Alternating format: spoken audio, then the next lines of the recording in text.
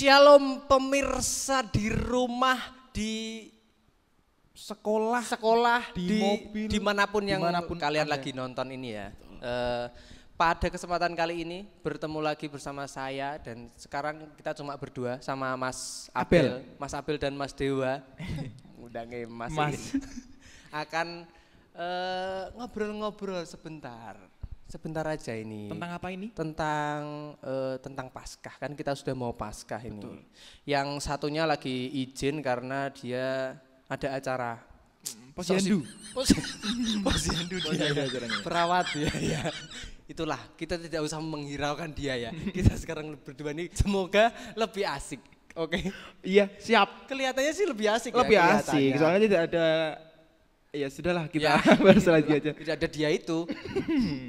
Pada kali ini tetap kita bersama Mas Jati, Mas Pendeta Antonius Prasetyo Jati. Selamat siang Mas Jati. Siang pada waktu saat ini ya. Nggak tahu kalau muternya malam kan berarti selamat malam. Selamat waktu apapun lah. Saat Anda menonton video ini, selamat. Selamat pagi, siang, sore ataupun malam. Ya. Kali ini kita mau bahas Paskah nih Mas. Karena kan ini saat kita tag ini bulan Maret, sudah mulai bulan Maret dan tanggal 1 Maret. Paskah itu kisaran bulan April ya, sekitar di bulan April. Jadi kita mau membahas yang sedang hangat-hangat ini. Kita akan membahas Paskah di mana yang saya tahu ya Mas, Paskah itu identik dengan kesengsaraan. Oh. Nah, kalau yang saya tahu juga Paskah itu intinya itu kan ada Jumat Agung, Sabtu Sunyi, sama Kamis Putih, Jumat Agung. Kamis Putih, Jumat Agung, Sabtu Sunyi, Minggu Paskah. Kalau kamu tahunya apa? Sama toh. Sama itu aja. Iya toh. Ternyata sebelumnya ada Minggu Palma, Rabu Abu. Itu akan nanti kita tanyakan. Kita akan bahas ini nanti kita. Bongkar. Kita biasanya bongkar pasang. Sekarang kita bongkar Paskah. Iya. Bongkar Paskah. Betul. Nah, kalau kita tadi kan bahas berarti rangkaiannya tuh awalnya dari Rabu Abu apa gimana Mas? Dari Rabu Abu. Jadi ini yang membedakan dengan hari raya di kalender. Kalau hari raya di kalender katakanlah Natal atau hari raya Paskah itu kan pas tanggal itu ya. Tapi kita saat ini memaknainya sebagai masa raya. Artinya itu termuat atau terkumpul dalam beberapa rangkaian waktu atau acara. Dan kebetulan pas Paskah ini dimulai sejak Rabu Abu yang jatuh pada 5 Maret besok itu. Oh 5 Maret, Rabu Abu 5 Maret ini nanti. Untuk yang tahun ini. Untuk tahun 2025 ini ya. Iya. Kalau ngomong-ngomong Rabu Abu ini Mas, makna dari Rabu Abu sendiri itu apa sih Mas? Ya sederhananya itu Rabu Abu menjadi masa pengawal atau masa awal di mana dimulainya rangkaian Paskah. Nah di Rabu Abu itu biasanya kita mendapatkan atau menjalani prosesi seperti pengulesan abu. Ya, kalau pengusapan kan gini ya. Iya. Ini penorehan kok pengesapan. Penorehan abu. Berarti. Yaitu membentuk salib untuk mengingatkan sebenarnya bahwa keberadaan kita itu awal mula kehidupan manusia itu berasal dari abu. Atau debu itu yang berarti menyimbolkan kefanaan kita. Kita hidup itu pada akhirnya juga akan mengalami akhir, tetapi di tengah keterbatasan hidup itu bagaimana kita hidup dengan penuh makna. Gitu ya. Fana itu tadi. Makna dari Rabu Abu. Dan penorehan abu. Nah itu sebagai tanda komitmen kita untuk berbalik ke Tuhan, masa pertobatan. Jadi masa Paskah itu sering juga disebut sebagai masa pertobatan. Gitu. Kita jadi di dunia ini hanya fana. Iya. Nah, kalau yang aku tahu ya Mas, dulu sekolah minggu itu diajari apa bel nek sing ini agak lupa ingat ya, yang itu loh Mas, yang kalau di pintu-pintu orang Israel dikasih darah anak domba itu loh Mas. Itu artinya malaikat malaikat toh? Artinya sudah lewat. Iya, tulah ketujuh ya. Tulah ketujuh. Nah, itu artinya apa tuh Mas itu? Nah, jadi kita bisa melihat di dalam kitab Keluaran, nanti teman-teman bisa membaca atau kita semua bisa melihat lagi kitab Keluaran itu disebutkan tentang bagaimana orang Yahudi saat itu melakukan Paskah. Nah, sebelum nanti pada definisi atau pengertian Paskah, memang benar di dalam kitab Keluaran ayat 12 pasal 12 ayat 23 itu dikatakan Allah melewati rumah-rumah bangsa Israel dengan darah anak domba Paskah pada ambang atas dan 2 tiang pintu rumah sehingga anak-anak bangsa Israel selamat.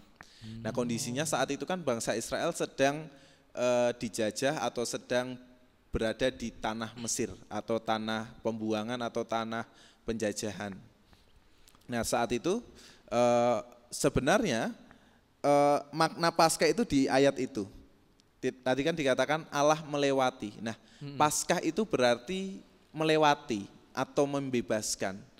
Itu kalau dari bahasa Ibraninya sendiri itu Paskah artinya Pesak, yang artinya ya udah melewati, bahwa Allah telah melewatkan atau telah memberikan kekuatan bagi bangsa Israel untuk bebas, untuk lewat dari masa-masa penindasan atau penjajahan di bangsa Mesir. Begitu. Berarti artinya itu pembebasan bangsa Israel dari jajahan bangsa Mesir ini tadi. Iya, sederhananya kayak gitu. Ya, berarti makanya mungkin di Minggu Paskahnya berarti kita harus bahagia ya karena sudah bebas gitu apa gimana gitu, Mas? Iya. Nah, ini uniknya adalah ini yang menjadi point of view-nya, bahwa kita harus sadar Paskah kita sebagai orang Kristen, sebagai gereja, dengan Paskah orang-orang Yahudi dalam arti agama Yahudi itu berbeda.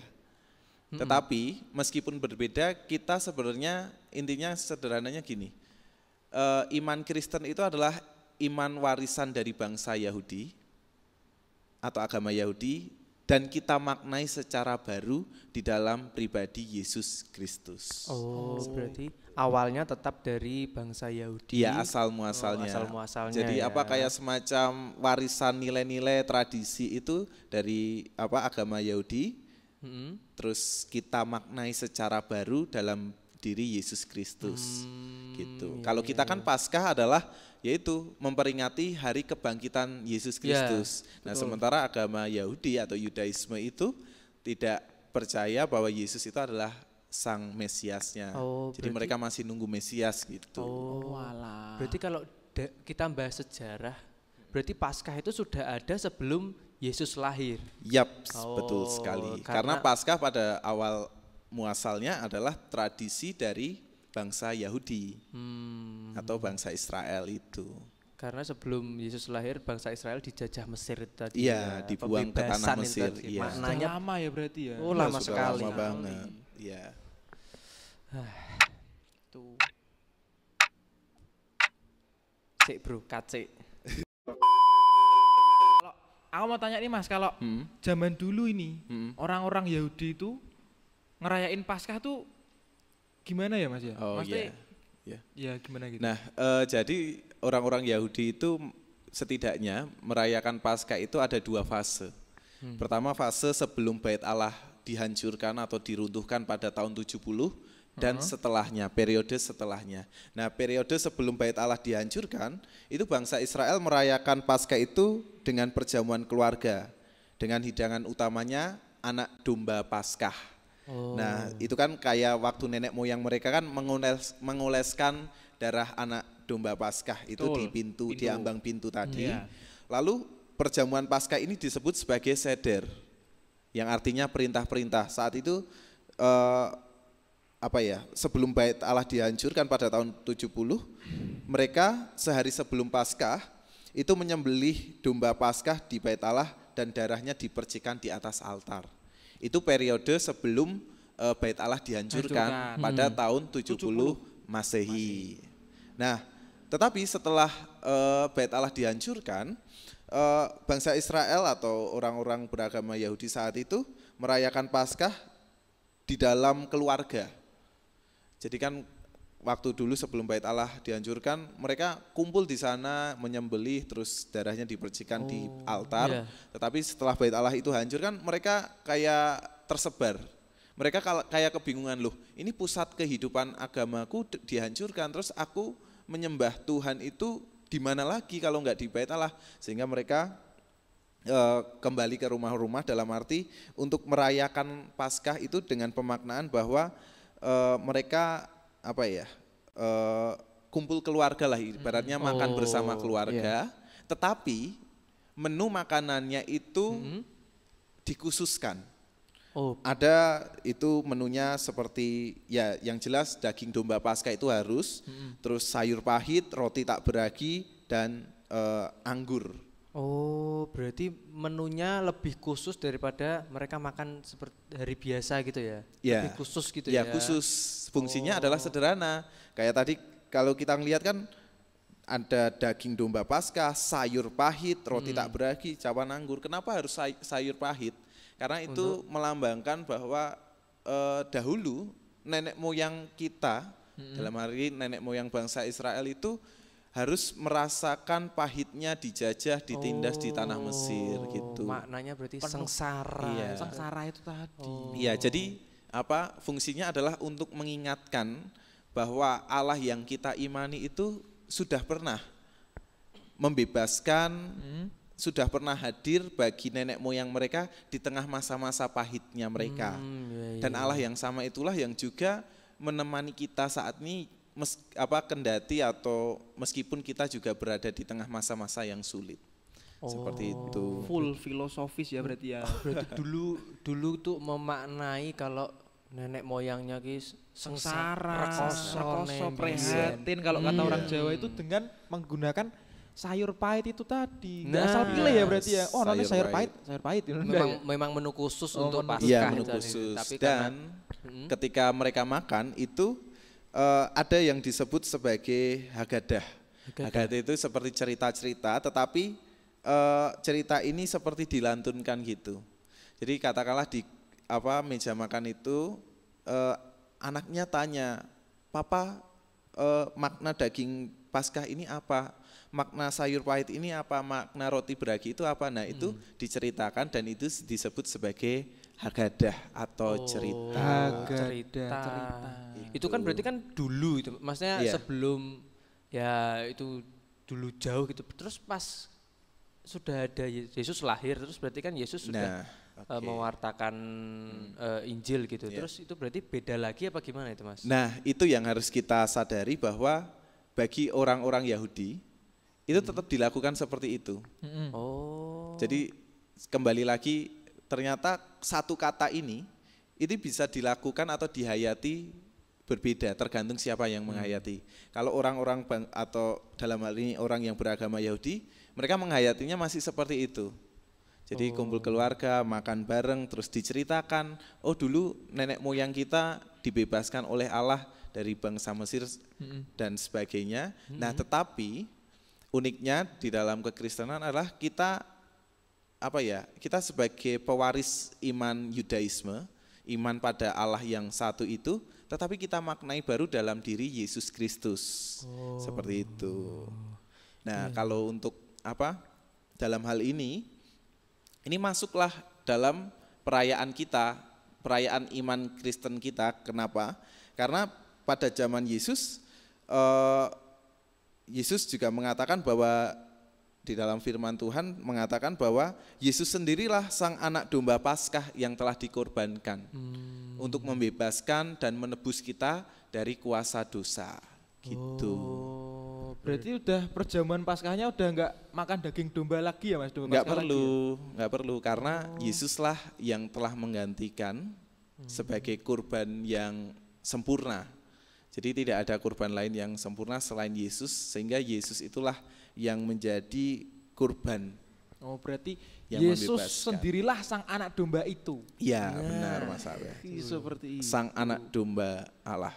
Berarti mungkin kalau aku nangkapnya berarti intinya Paskah itu artinya kita sudah bebas atau kita sudah lepas dari kesengsaraan gitu ya, Mas, atau gimana gitu? Jadi intinya Paskah atau semangat Paskah itu adalah semangat bahwa adanya pembebasan, adanya penghayatan bahwa kita menjadi umat yang dibebaskan dari kuasa dosa, dari kuasa maut oleh karena darah Yesus. Kalau ini meskipun berbeda tapi motifnya sama ya. Kalau dulu bangsa Israel ketika dijajah di tanah Mesir, mereka selamat karena mengoleskan darah anak domba ya. Nah, di Kristen kita selamat karena darah Yesus Kristus sang anak domba Allah itu. Gitu. Ini bisa kita lihat dalam Injil Yohanes pasal 1 ayat 29 gitu. Jadi kan sama-sama bahwa Tuhan kita adalah Tuhan yang tidak menuntut tumbal, tetapi justru Tuhan yang mengorbankan dirinya agar kita selamat gitu. Oh, berarti mengorbankan dirinya sendiri untuk umatnya begitu ya Mas? Iya. Baik, Tuhan Yesus baik sekali. Tuhan Yesus baik. Seperti lagu ya berarti. Seperti lagu. Tuhan Yesus, Allah itu baik ya. Allah itu baik, kasihnya tak berkesudahan. Iya. Benar. Liriknya iya betul. Jadi maknanya Paskah sekali lagi bahwa Kristuslah yang menjadi pembebas hidup kita. Pembebas. Kalau sekarang ada kata-kata hari ini, maka kata-kata hari ininya adalah Yesus sudah membebaskan kita. Maka kita harus juga membebaskan umatnya. Kita harus membebaskan orang lain. Iya, dari penderitaan, dari kesengsaraan, dari hal-hal yang mungkin menekan gitu. Jadi pembebasan itu tidak hanya sekedar pembebasan secara secara iman atau secara rohani atau jiwa dari dosa, tapi bagaimana dalam praktik hidup kita, kehadiran kita itu memberi kebebasan atau pembebasan bagi orang lain atau malah justru kehadiran kita malah menekan orang lain. Nah itu kalau kehadiran kita malah menekan orang lain, mungkin membuli orang lain, membuat hidup orang lain semakin sesak, nah kita tidak menghidupi semangat Paskah itu. Jangan seperti itu ya teman-teman, kita harus saling menguatkan, itu juga termasuk ya. Saling menguatkan support itu. Orang lain, jangan dibully. Iya, yang ngomong ini sukanya dibully soalnya ya. Ya sudah enggak dulu, terakhir kelas. Berarti kalau rangkaian awalnya berarti dari Rabu Abu ini Mas? Iya, sejak Rabu Abu. Berarti setelah Rabu Abu kita mengimaninya dengan apa? Kan ada beberapa yang puasa itu. Iya. Kalau ajaran GKJ atau mungkin sinode, kita tuh harus puasa apa enggak itu Mas?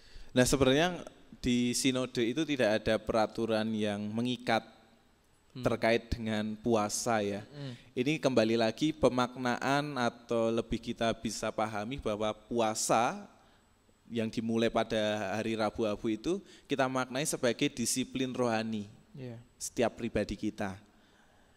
Dan kalau kita ngomongin tentang puasa kan ya mungkin lebih lanjutnya besok pas ibadah Rabu Abu kita akan bersama-sama memaknai apa itu puasa. Tapi sederhananya gini, puasa itu bukan sekedar kita mengurangi, bukan sekedar kita berpantang secara fisik ya.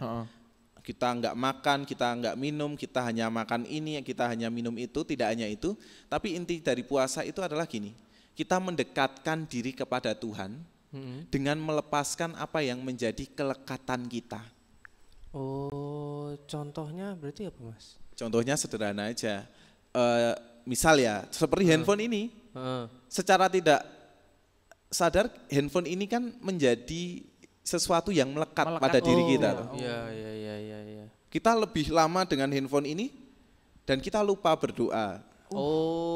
Nah, puasa itu sebenarnya sikap batin, bukan sekedar sikap fisik atau bukan sekedar laku fisik, tapi sikap batin. Loh, kok aku nyaman banget ya dengan handphoneku ini bisa berjam-jam bahkan bisa seharian, tapi aku lupa berdoa kepada Tuhan. Berdoa ya kalau makan, itu pun kalau udah 1 sendok lupa makan, kita langsung berdoa gitu. Iya, betul. Nah jadi intinya ketika kita berpuasa, sikap batin kita, aku harus membatasi mainan handphoneku dan aku mau memberi waktuku untuk mendekatkan diri pada Tuhan. Nah itu kan hal-hal yang praktis, hal-hal yang sederhana. Jadi puasa itu sekali lagi bukan sekedar berpantang atau tidak makan ini itu, tapi lebih bagaimana kita punya sikap batin, melepas apa yang menjadi kelekatan kita, contohnya handphone tadi, dan mendekatkan diri pada Tuhan. Nah sekarang sederhana aja, kita bisa main handphone sehari berapa jam? Sehari berapa? 7 jam. 7 jam. Ya ampun, hampir sepertiga hari gitu. Berdoanya, baca Alkitabnya. Wah, ya itu. Di HP ada Alkitab enggak? Ada sih. Masa ono? Ada, aku ada. Terbaru. Oh, terbaru. Iya. Padahal belum ada yang terbaru. Iya. Ya, canda. Iya. Oke. Gitulah. Inti Intinya dari itu puasa ya, itu, iya.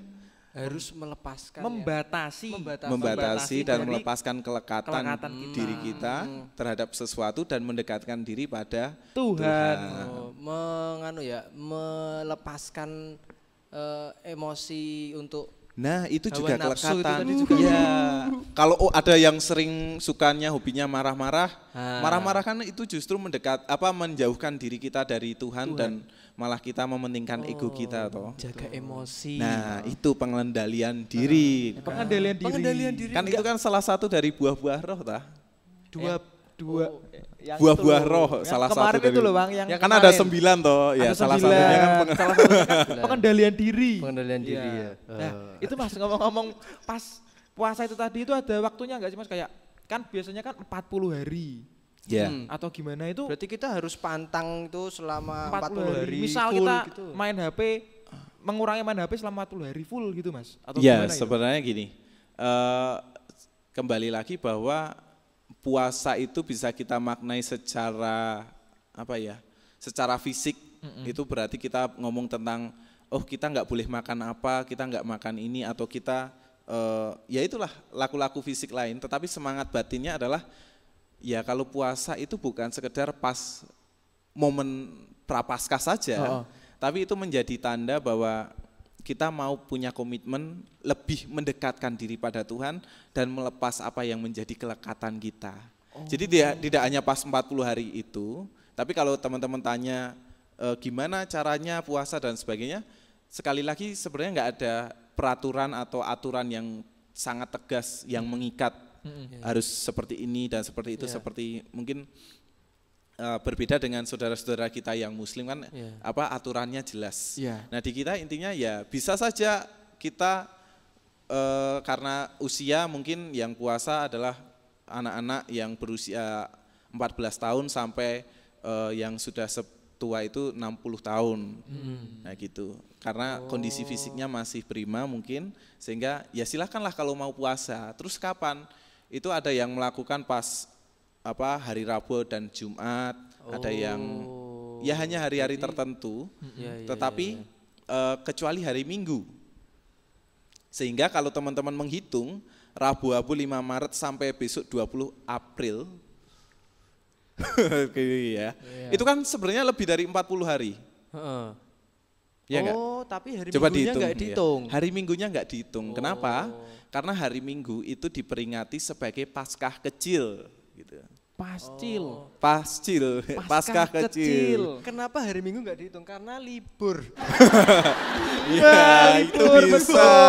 Libur. Tapi kalau merah, libur tanggal merah, tutup libur. Tapi kalau tanggal merahnya nggak cuma Minggu? Tapi Minggu aja, Mas. Oke. Tapi intinya itu bahwa kita merayakan hari raya Paskah itu ya 1 tahun sekali ya, pas Minggu Paskah. Betul. Tapi nah ini yang mungkin belum populer atau belum diketahui bersama, bahwa setiap minggu kita ke gereja, kita beribadah, itu semangatnya adalah kita merayakan Paskah kecil. Setiap minggu? Iya, itu adalah Paskah kecil. Paskah itu kan kalau dalam iman Kristen kan adalah Yesus bangkit. Yesus yang telah membebaskan kita, maka kita beribadah, kita bersyukur. Nah, itu sebenarnya semangat kenapa toh kita beribadah hari Minggu, pelayanan dan persekutuan dan sebagainya, karena kita memperingati semangat bahwa Yesus sudah membebaskan kita. Begitu. Paskah kecil itu tadi, setiap hari Minggu adalah Paskah kecil bagi kita untuk mengingatkan bahwa Yesus bangkit dan Yesus yang membebaskan kita, gitu.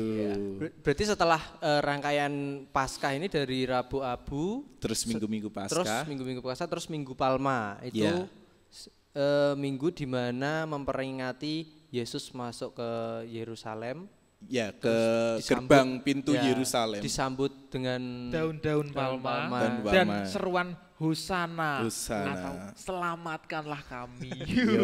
Betul nggak Mas seperti itu? Benar sekali. Berarti itu maknanya apa Mas? Berarti kita menyambut, berarti kan kesannya kayak menyambut Yesus, padahal habis itu kan Yesus disalibkan. Atau maksudnya maknanya itu apa sih kalau Minggu Palma itu? Nah sebenarnya makna Minggu Palma itu sebenarnya kalau sejarah ini cukup ribet ya, tapi sederhananya gini, orang Israel atau bangsa Israel memaknai bahwa saat itu ada seorang tokoh bernama Yudas Makabe, itu Yudas Makabe. Nah kapan-kapan kita bahas tentang itu, Yudas Makabe, itu pernah membebaskan juga bangsa Israel, dia pernah menjadi pahlawan yang cukup heroik saat itu dan kebetulan palma itu menjadi tanda pembebasan atau tanda kita sudah mencapai perdamaian gitu. Dan orang Israel memakai itu untuk mengingat bahwa wah sepertinya Tuhan Yesus bisa membebaskan kita dari penjajahan bangsa Romawi nih. Maka mereka pakai daun palma. Selain itu daun palma juga menjadi simbol atau lambang perdamaian, kehidupan dan kemenangan. Sehingga mereka punya pengharapan dengan itu sehingga meneriakan Hosana. Pengharapan kemenangan tadi lewat palma itu tadi simbolnya ya. Diayun-ayunkan. Ya seperti menyambut seorang raja gitu. Menyambut sambutannya dengan palma, dengan daun. Dan meriah juga kan itu Mas. Kalau kita lihat di foto-fotonya itu kan foto-fotonya. Foto-foto mana? Oh film-film ya. Ya kalau film-film. Saya lihat di Instagram di pas itu. Oh iya. Ya karena itu ibaratnya mereka berada dalam tekanan, dijajah, terus mereka kan tentu mengharapkan pembebasan. Betul. Dan itu menjadi semangat. Nah, tetapi yang menjadi aneh adalah gini, teman-teman. Mana itu? Pas Minggu Palma atau dalam arti Yesus masuk ke Yerusalem itu kan orang-orang pada menyambut dimuliakanlah raja dan sebagainya. Tapi pada saatnya ketika Jumatnya itu kan malah mereka harapan mereka tentang Yesus yang bisa membebaskan mereka dari penjajahan Romawi hancur, pupus, remuk gitu, ambiar. Harapan mereka ambiar sehingga mereka kecewa dan mereka anyel sehingga yang awalnya berteriak Hosana disambut raja, tapi pada akhirnya mereka malah berkata dan berseru salibkan dia. Gitu. Itu untung zaman dulu, kalau zaman sekarang pasti buru-buru ikan lele, acur le. Tetapi orang-orang saat itu yang memuji dan menyambut Yesus dan pada akhirnya kecewa dengan Yesus dan ibaratnya mengkhianati Yesus. Pengkhianat ya berarti ya? Iya, itu pun kadang juga kita kayak gitu toh. Kalau harapan kita tidak sesuai dengan kehendak Tuhan, mungkin kita akan marah ke Tuhan dan sebagainya. Kecewa gitu. Kecewa ya. Gitu. Tapi kalau Kamisnya, ini kan tadi kita lompat ke Jumat tadi. Kamisnya ini kan berarti kan perjamuan terakhir sebelum Yesus disalibkan. Iya. Di perjamuan itu berarti kesannya Yesus tetap baik hati meskipun besoknya dia udah tahu disalib gitu ya Mas? Iya. Bahkan sebelum perjamuan kan kembali lagi itu kan mau perayaan Paskah. Betul. Dan orang Yahudi saat itu kan ya perayaan Paskahnya adalah di rumah-rumah, keluarga tadi keluarga tadi. Dan sebelum perjamuan itu ternyata kalau kita lihat di kesaksian Alkitab, Injil-Injil, Tuhan Yesus sempat membasuh kaki para murid, termasuk Yudas dan Simon Petrus yang menyangkalinya. Gitu. Kan Yesus kan berarti membasuh kaki murid-muridnya Mas. Nah, itu maksudnya apa Mas? Nah itu sebenarnya bagi orang-orang Yahudi saat itu sebagai tanda keramah tamahan sih. Bahwa ya udah toh dari aktivitas luar terus masuk ke rumah mau makan bersama itu kan sebagai tanda keramah tamahan. Kamu tak sambut di rumahku. Welcome gitu ya. Iya welcoming gitu. Terus juga bahwa itu sebagai tanda bahwa ternyata Yesus itu juga pembasuhan kaki kan itu artinya menjadi simbol bahwa kamu tak bersihkan. Makanya Kamis putih itu putih melambangkan bersih. Itu tadi. Iya juga bisa dimaknai. Bisa gitu, bisa salah. Gitu. Tapi uniknya gini teman-teman, kalau kita tahu bahasa Inggrisnya Jumat Agung itu apa? Jumat Agung apa? Good Friday. Ya, Good Friday. Yes, alright. Nah, Kamis Putih apa? Ayo, Kamis itu apa? Kamis itu Thursday. Thursday, putih? White. Jadi Kamis Putih adalah? White Thursday. Nah, salah. Oh, salah. Nah, tetap beda teman-teman. Nah, iya. Kamis Putih itu ya memang sih kalau bahasa Inggrisnya White Thursday, tapi kalau bahasa Inggrisnya adalah Maundy Thursday. Maundy itu sebenarnya serapan dari kata Latin yaitu mandatum. Mandatum itu perintah. Nah di saat itu kan Tuhan Yesus waktu perjamuan bersama terakhir dengan para murid kan Tuhan Yesus memberikan perintah baru. Nah itu adalah mandatum novum sehingga Kamis itu sebenarnya disebut sebagai tidak hanya Kamis Putih tapi Kamis perintah. Yaitu Maundy Thursday untuk mengingat perintah baru Tuhan terhadap kita itu apa sih? Gitu, yaitu saling mengasihi meskipun pada akhirnya dia dikhianati tapi toh Yesus tetap mengasihi Yudas dan Simon Petrus yang mengkhianatinya, yang menyangkalinya. Menyangkal gitu. ya. Tega sekali ya, padahal sudah dibasuh kakinya. Iya, kalau kita melihat Yudas itu kan kok tega banget dan sebagainya. Tapi kadang-kala kita pun juga menjadi Yudas bagi Kristus. Ini oh ya ini kan kalau menunjuk gini kan tiganya ke saya ini. Iya. Oh 3 enggak 4 ya? Empatnya ke sini. Oh iya. Oke. Berarti setelah kita membersihkan hati tadi di Kamis Putih, terus kita masuk ke Jumat Agung. Tiba saatnya kita ke Jumat Agung. Jumat Agung itu biasanya kalau di gereja-gereja ada yang drama penyalipan untuk memaknai. Itu Mas kan namanya aja Jumat Agung. Tapi kok namanya tuh Agung, Jumat Agung. Tapi kok isinya penderitaan gitu loh Mas. Iya. Gimana itu? Sebenarnya ya cukup ironi ya. Agung kan itu tentang kemuliaan dan sebagainya. Kok ini kita malah penderitaan, kisah sengsara. Nah, makna sederhananya kita dapat melihat bahwa Tuhan itu mencintai kita sampai mati-matian. Bayangkan Tuhan mencintai kita agar kita hidup itu sampai dia mati-matian. The real cinta mati. Cinta mati. Cinta sampai mati gitu. Cinta sampai mati. Gitu. Maksudnya inilah bukti betapa besarnya cinta Tuhan. Sehingga ini disebut atau dimaknai sebagai Jumat Agung karena disitulah keselamatan kita itu dimulai peristiwa pada kematian Yesus. Kematian Yesus itulah yang menjadi pintu kita mendapatkan keselamatan. Gitu. Sehingga dimaknai sebagai Jumat Agung. Di mana di Jumat itu kita mendapatkan atau mengalami peristiwa yang sangat besar bagi sejarah kehidupan manusia. Gitu. Setelah Jumat Agung, terus kita Sabtu Sunyi. Berarti ini suasananya masih apa ini? Masih sengsara, masih berduka. Berkabung.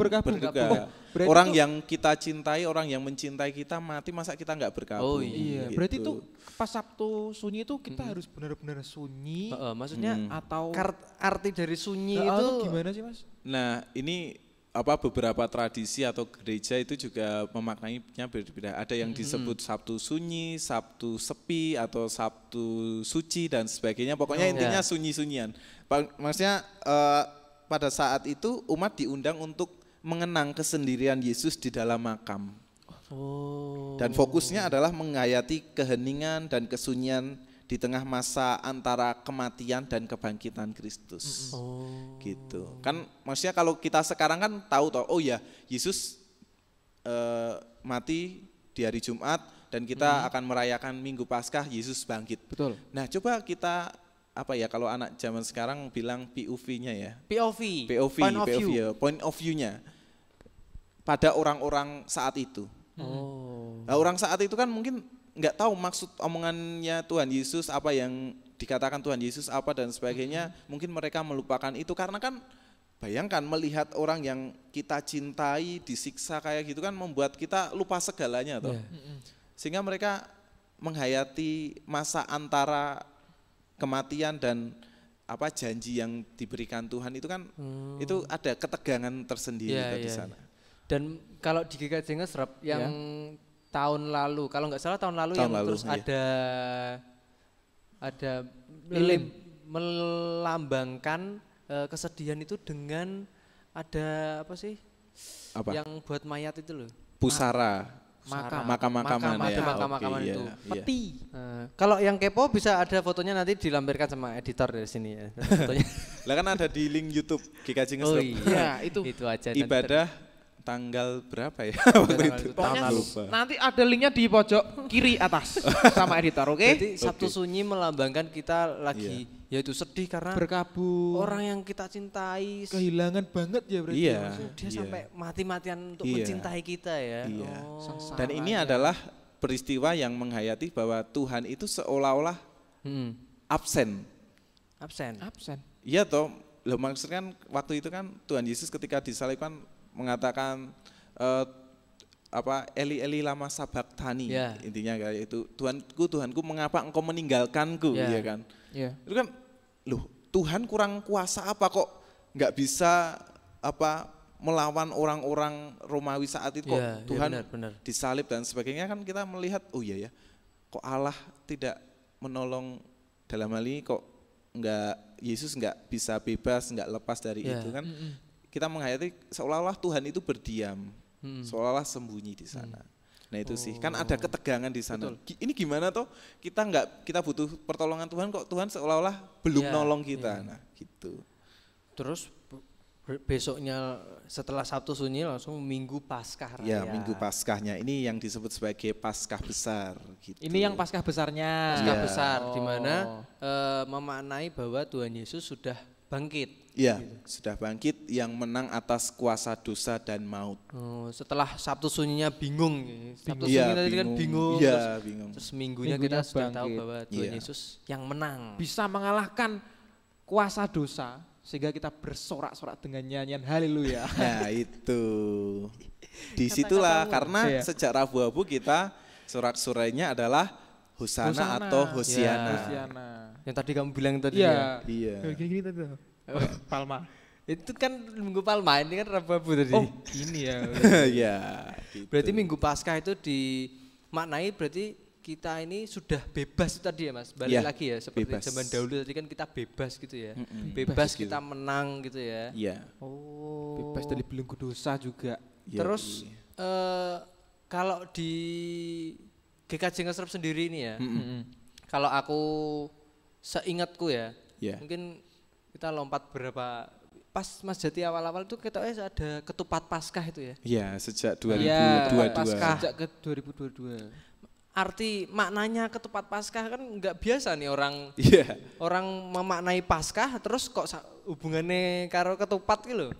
Padahal biasanya itu ya. Biasanya kan telur kelinci dan sebagainya. Ini ketupat. Iya, ketupat. Malah milih lebaran. Ketupat opor.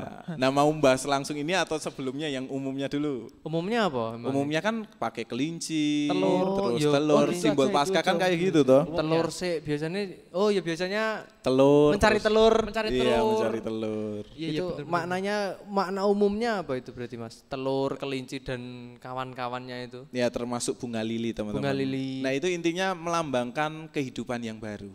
Telur kan melambangkan bahwa ketika menetas ya udah mulainya kehidupan baru. Nah kebangkitan Yesus itu menjadi semangat bahwa ada sebuah kehidupan baru di dalam kebangkitan Yesus.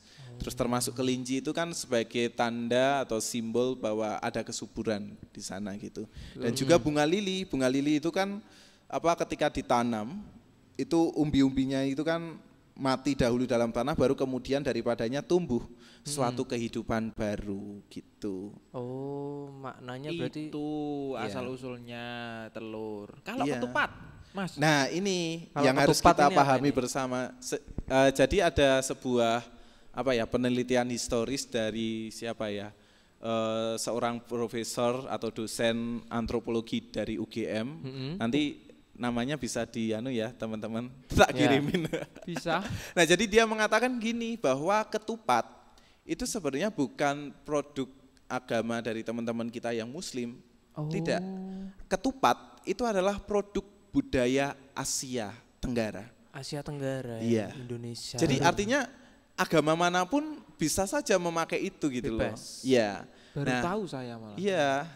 Jadi intinya ketupat itu adalah kenapa kok kita Paskahan pakai ketupat, sebenarnya untuk ini, bagaimana kita membahasakan bahasa iman kita dalam keberadaan kita di tengah budaya kita sebagai orang Asia. Nah, maknanya bagaimana? Teman-teman tahu nggak? Ketupat itu terbuat dari apa? Janur. Janur muda. Janur muda, benar. Janur itu bagi orang Jawa artinya apa? Janur itu kan sebagai akronim ya. Jatinengnur itu apa teman-teman? Apa? Jatinengnur itu adalah terang yang sejati. Nah itu maksudnya. Saya mau ngomong sekeduluan. Janur, nur itu kan terang, nurani gitu kan. Nurani, Jatinengnur. Jadi kita memaknai bahwa janur yang adalah Jatinengnur, terang yang sejati itu adalah siapa kalau bukan Kristus Yesus. Ya kan Yesus mengatakan akulah terang dunia gitu. Jadi kita maknai dalam budaya kita, berarti kalau katakanlah Yesus lahir di sekitar lingkungan budaya kita, dia mungkin akan berkata akulah janur kehidupan atau janur dunia.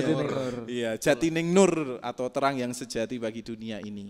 Nah, terus kan kalau teman-teman lihat perhatikan ketupat yang dibuat dari janur itu kan bisa membuat ketupat enggak? Teman-teman. Saya pernah nyoba bisa. Tapi susah itu. Susah toh? Susah sekali. Nah, anyaman ketupat itu susah. Dan itu melambangkan bahwa sang terang sejati itu, Tuhan itu memasuki setiap anyaman kehidupan kita yang mungkin tidak mudah dan bahkan susah tadi. Seperti. Nah, pada akhirnya pada Paskah kita ada perjamuan kasih bahwa Yesus sudah memasuki kehidupan kita meskipun di tengah masa-masa sulit kita, dan Yesus dalam hari ini ketupat itu dipotong-potong dan dibagi-bagikan sebagai tanda bahwa tubuh Kristus atau Tuhan itu adalah Tuhan yang mau memberikan dirinya bagi kita sehingga kita selamat gitu. Dalam banget ini. Dalam. Itu semua tentang kasih gitu kan. Gimana? Itu semua tentang kasih gitu. Gitu. Kalau kata orang Jawa ini juru banget. Artinya maknanya Jawa puru gitu. Omongan apa sumur kuwi kok jerumen. Iya bisa. Baru dapat ini kamu baru dapat ini. Iya bagus itu kata-kata itu bagus. Berarti ketupat Paskah ini ternyata diambil dari janur ini tadi Mas. Jatinengnur.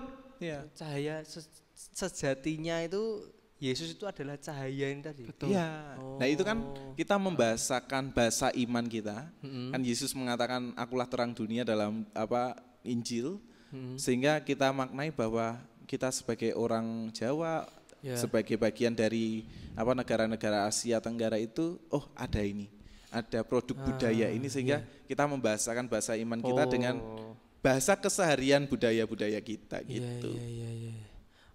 Berarti memang sedalam itu ya makna Tuhan Yesus dalam Paskah ini dia dalam sekali sih. Mengorbankan dirinya untuk umat manusia. Cinta sampai mati. Cintanya kepada umat manusia. Cinta mati loh. Cinta mati. Sampai mati-matian sengsara. Untuk menutup ini Mas, ada enggak kata-kata hari ini? Kata-kata hari ini. Sepatah, dua patah, tiga patah kata-kata hari ini bosku.